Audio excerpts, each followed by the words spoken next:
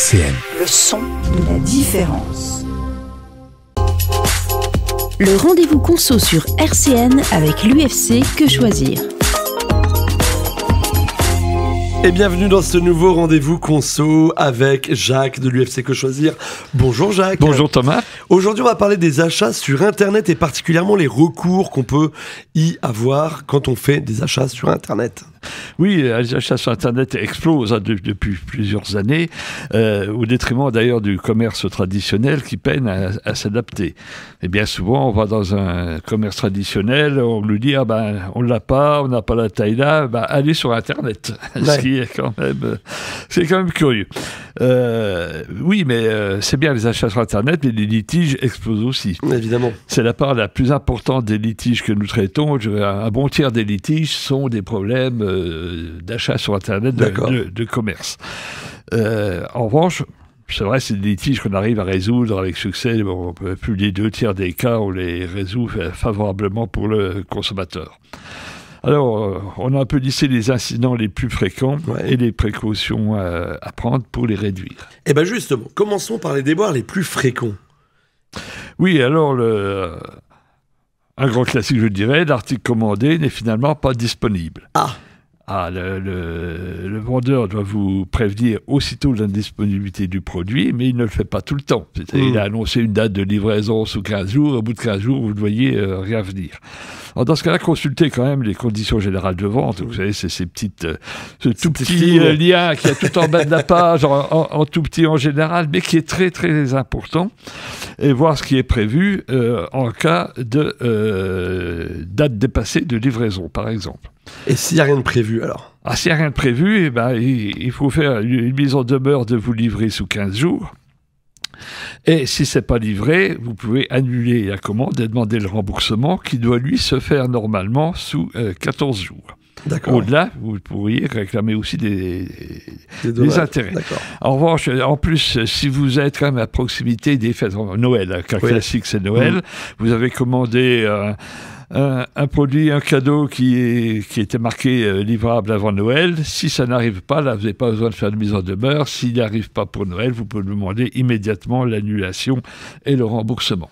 Donc là, on était dans le cas des produits pas disponibles. Maintenant, les délais de livraison qui sont dépassés. Oui, alors déjà, souvent, il n'y a pas de délai de livraison. Il faut savoir que normalement, au bout de 30 jours, si vous n'êtes pas livré, vous avez droit au remboursement du produit. Donc il faut le réclamer, bien sûr, mais vous avez droit, c'est un droit, c'est juridique. D'accord. Et alors si le délai est dépassé, le délai prévu est dépassé, la mise en demeure, c'est comme pour l'indisponibilité, mise en demeure de livrer sous 15 jours et annulation de la vente si ce délai n'est pas respecté. Alors un autre cas qu'on voit aussi sur les achats sur Internet, c'est le vendeur qui est placé en liquidation judiciaire. Oui, c'est relativement rare, mais on le trouve. Ça arrive, c'est déjà arrivé. Oui, ça arrive, oh là là, oui. Déjà, si la commande a été acceptée et payée au moment de la liquidation, normalement, le commerçant, le vendeur, doit vous rembourser immédiatement, puisqu'il ne doit plus prendre de commande dès lors que la liquidation judiciaire est prononcée, ou même dès lors qu'il sait qu'il va être très très prochainement en liquidation judiciaire. Alors, si la commande est antérieure à la liquidation, et si on est moins de 2 mois après la date de liquidation, il faut déclarer sa créance au liquidateur.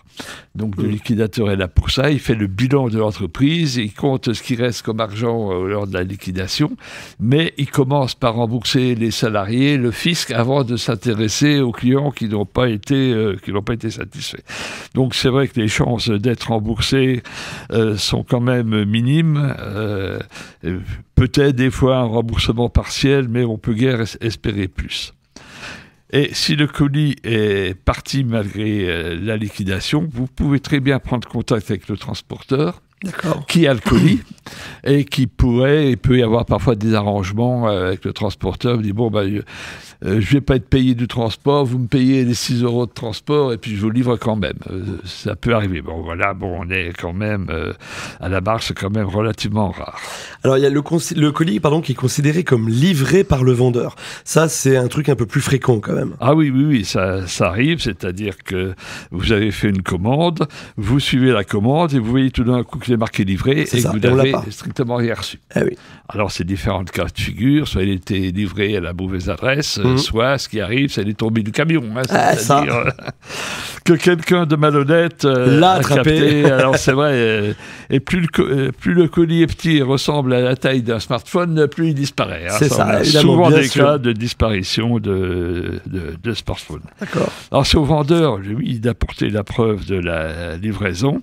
Sinon, il a obligation d'envoyer un autre article ou de vous rembourser. Juste la preuve de livraison, c'est quoi? C'est la signature du client final? Voilà, normalement, c'est comme quoi ça a bien été livré tel jour, à telle heure, à tel endroit. Mais c'est toujours des litiges compliqués, parce que c'est parole contre parole. C'est ça. J'ai déjà eu un cas aussi où quelqu'un n'a pas reçu son smartphone, il a protesté, on lui en a renvoyé un autre, et puis un mois après, il a retrouvé sa femme de ménage qu'il avait mis dans un coin. Bon, c'est des choses qui arrivent aussi. Aussi, ça peut, effectivement. Alors ça pose problème si c'est une livraison sans signature. Parce que là, il n'y a vraiment aucune preuve, sinon la bonne foi du livreur. On parle de la commande commande reçue, mais qui ne convient pas. Oui, alors si vous avez commandé un produit et que ce n'est pas le bon produit qui vous est livré, on est sur ce cas de figure, il faut le signaler aussitôt au vendeur et demander l'envoi du produit commandé. Si ce n'est pas fait dans les 30 jours, demandez l'annulation et le remboursement. Alors si le vendeur réclame le retour du produit, du mauvais produit qui a été livré, c'est assez frais. Vous n'avez pas, vous, à payer le port. Donc c'est bien aux frais du vendeur uniquement. Mais en général, c'est ce genre de litige, ça s'arrange.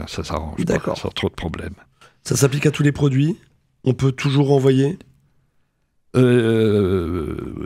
Souvent, le vendeur, quand c'est des produits quand même pas très chers, il laisse tomber. Il ne demande pas le remboursement. L'article qui ne fonctionne pas? Alors là, on est sur un autre cas de figure. La commande reçue ne convient pas. Vous avez 14 jours calendaires pour utiliser votre droit de rétractation après réception, sans avoir à justifier le pourquoi. D'accord. Quand on dit 14 jours calendaires, c'est 14 jours de suite après la livraison, en sachant que si ça tombe le 14e jour, tombe un samedi ou un dimanche, vous avez le droit jusqu'au lundi. Voilà, ça va être ma question, effectivement. Ouais. Ensuite, il faut utiliser donc la procédure en général qui est prévue dans les conditions générales de vente. Et, parfois, une lettre recommandée avec AR est parfois nécessaire. Alors là, dans ce cas, le retour, c'est aux frais du client. D'accord. Parce que c'est une décision de votre part de ne pas accepter le produit, donc le retour est à vos frais. Et ça ne s'applique pas, c'est vrai, à certains produits, des produits alimentaires, bien souvent, des produits qui sont appelés immatériels, c'est-à-dire les logiciels, parce qu'on a très bien pu le copier et puis le renvoyer après. Ou quand c'est des CD, des DVD, ils sont bien souvent sous cellophane. Si vous avez enlevé le cellophane, c'est plus possible. On considère qu'il est accepté. Il n'y a pas de retour possible. On n'a pas le droit de rétractation. Aussi, même si ce n'est pas des commandes reçues, quand on achète des voyages sur Internet, des billets d'avion, bien souvent, on n'a pas le droit de rétractation dans ces cas-là, puisque l'agence réserve tout de suite le billet d'avion et donc n'est plus en capacité d'annuler. Alors ça, c'était les produits qui ne convenaient pas. Maintenant, pour ceux qui ne fonctionnent pas. Alors là, c'est plus simple, c'est la garantie légale de conformité de 2 ans. Donc tout produit que vous achetez a une garantie légale de conformité de 2 ans. On voit bien souvent garantie par le constructeur 1 an, ça n'a pas de valeur. D'accord, très bien. C'est donc les ça, 2 ans. Si c'est écrit 1 an, c'est 2 ans. Et c'est au vendeur, c'est bien au vendeur de l'appliquer. C'est-à-dire, il ne doit pas vous dire, renvoyez votre produit chez Asus ou Acer ou Samsung. C'est à lui de récupérer le produit et d'assurer auprès d'Asus, le service après-vente. Hein. Et puis, le vendeur a bien l'obligation de réparer, d'échanger le produit ou de rembourser. Maintenant, venons sur les remboursements refusés. Oui, c'est-à-dire que si on vous refuse un remboursement auquel vous avez droit, il faut mettre en demeure de rembourser sous 14 jours. Et souvent, ce genre de litige, on en a beaucoup. Il faut contacter, si ça ne marche pas tout de suite, contacter UFC Que Choisir. On pourra se charger d'interpeller le vendeur pour qu'il fasse ce qu'il doit faire. Alors, c'est bien beau tout ça, mais si le vendeur est à l'étranger ? Alors, si le vendeur est à l'étranger, s'il est en France, ça pose pas trop de problèmes. S'il est dans l'Union européenne, il y a un service européen de la consommation, c'est le Centre européen de la consommation, qui est situé à Kiel, mais qui traite tous les litiges entre deux pays européens, bien entendu. Hein. Et si c'est hors de l'Union européenne, alors là, c'est beaucoup plus compliqué, c'est peu de chances d'aboutir. Juridiquement, il n'y a quasiment rien à faire.